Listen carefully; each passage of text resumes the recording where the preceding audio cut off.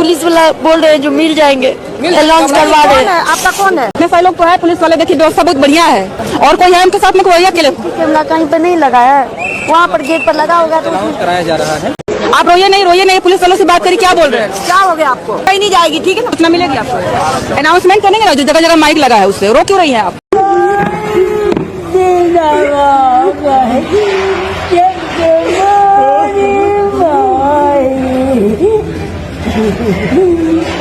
दोस्तों, बिहार की रहने वाली एक महिला अपनी सासू माँ के साथ कुंभ मेला में स्नान करने के लिए आई हुई थी। और दोस्तों, वो भी बहुत जिद करके अपनी सासू माँ को कुंभ मेला में लेकर आई थी। लेकिन दोस्तों, जैसे ही ये दोनों लोग प्रयागराज के स्टेशन से कुंभ मेला की तरफ आगे बढ़ते हैं, तभी दोस्तों स्टेशन से बाहर निकलने के दौरान उस महिला की जो सासू माँ है वो भीड़ में कहीं बिछड़ जाती हैं।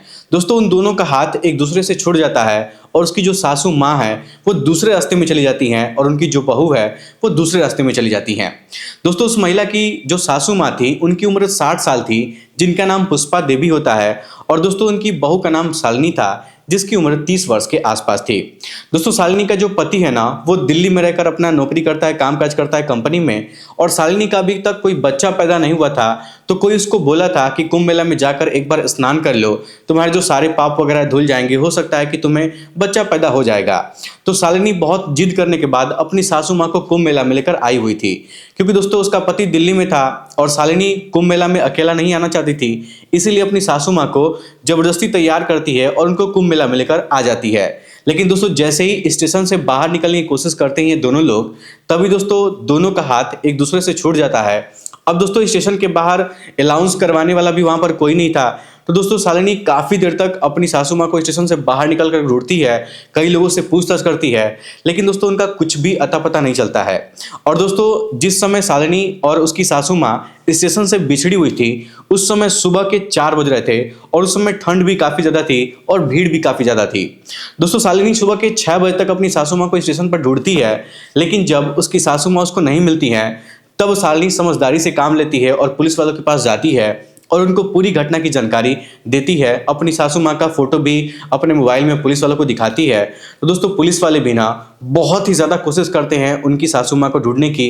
कई बार माइक में वो लोग अनाउंस भी करवाते हैं और दोस्तों इस तरीके से वहाँ पर पूरे 3 घंटे बीत जाते हैं। लेकिन दोस्तों, फिर भी शालिनी की जो सासू माँ थी वहाँ पर उसको नहीं मिलती हैं।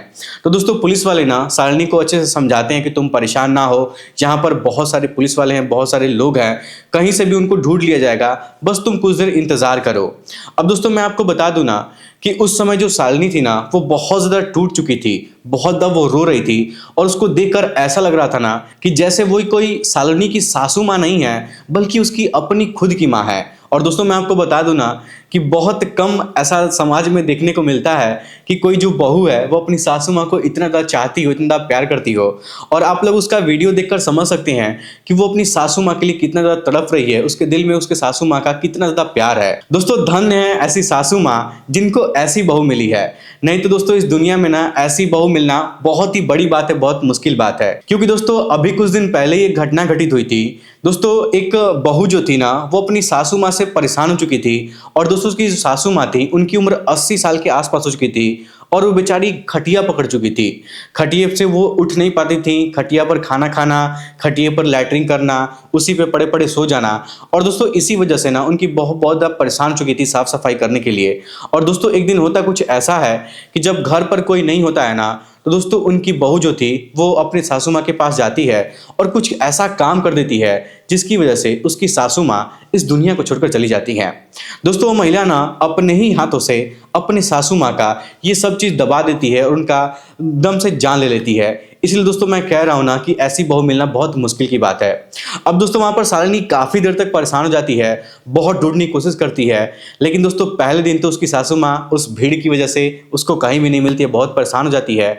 लेकिन जब रात होती है तो पुलिस वाले अपने क्षेत्र के लोगों को और ज़्यादा बढ़ाते हैं और पुलिस वाले और भी ज़्यादा लोगों को तैनात करते हैं। तो बहुत मशक्कत करने के बाद सुबह के 4 बजे अगले दिन भोर में उसकी सासू माँ उसको मिल जाती हैं।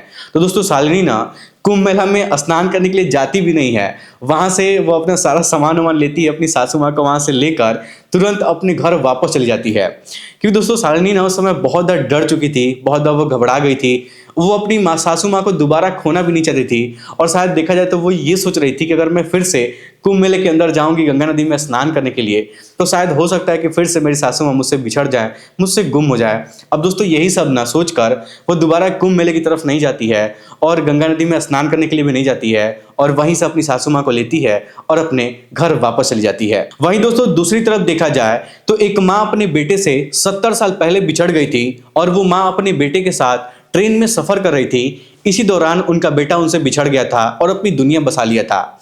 लेकिन दोस्तों इस कुंभ में वो 70 साल की बुजुर्ग महिला जिनका नाम बिमला देवी होता है, वो कुंभ मेला के अंदर भीख मांग रही थी। और दोस्तों जो उनकी उम्र थी वो 70 साल की हो चुकी थी, लेकिन फिर भी वो एकदम से स्वस्थ थी और भीख मांगकर अपना गुजारा कर रही थी, अपना जीवन गुजार रही थी। लेकिन दोस्तों इसी बीच इस महाकुंभ के मेले में उनका बेटा जिनका नाम राम प्रसाद होता है, वो कुंभ मेला में स्नान करने के लिए आते हैं। और दोस्तों जब अपनी माँ को भीख मांगते हुए उस मेले के अंदर देखते हैं तो उसको पहचान जाते हैं। और दोस्तों वो 70 साल की बुजुर्ग महिला जब अपने बेटे से 70 साल बाद इस अवस्था में मिलती है, जो कि उनका बेटा बुढ़ा हो चुका है, तो उनका रो रो कर बुरा से बुरा हाल हो जाता है। दोस्तों एकदम से फूट फूट कर रोने लगती हैं। आप लोग वीडियो के माध्यम से देख सकते हैं।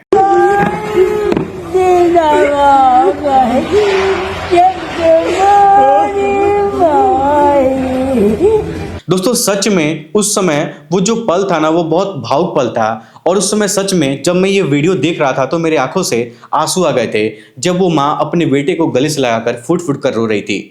दोस्तों जरा सा आप लोग सोचिए कि कोई माँ अपने बेटे के साथ सफर कर रही है ट्रेन में, और अचानक से उसका बेटा उससे बिछड़ जाता है। उसको अपने घर का पता भी नहीं होता है कि मेरे माँ बाप का नाम क्या है, मेरा घर कहाँ पर है, गाँव कहाँ पर है। और वो बेटा अपनी दुनिया एक अलग बसा लेता है, अपना परिवार बसा लेता है। और पूरे 70 साल बाद जब अपनी माँ से मिलता है तो उसकी माँ उसको देखकर पहचान जाती है, और वो बेटा अपनी माँ को देखता है तो अपनी माँ को देखकर पहचान जाता है। तो उस समय कितना वो कैसा भावुक पल होगा।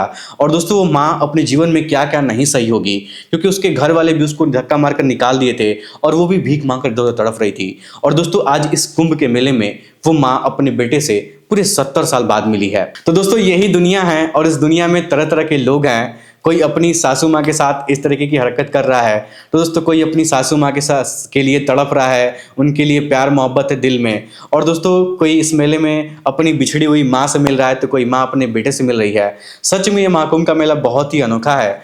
और एक तरफ कोई गलती भी कर रहा है तो उसको सजा भी मिल रही है, और दूसरी तरफ कोई अच्छा काम कर रहा है तो उसको फल भी मिल रहा है। दोस्तों इस पूरी घटना को सुनने के बाद आप लोग क्या कहना चाहेंगे, अपनी राय हमें कमेंट बॉक्स में जरूर बताइएगा। फिलहाल आज के इस वीडियो में इतना ही।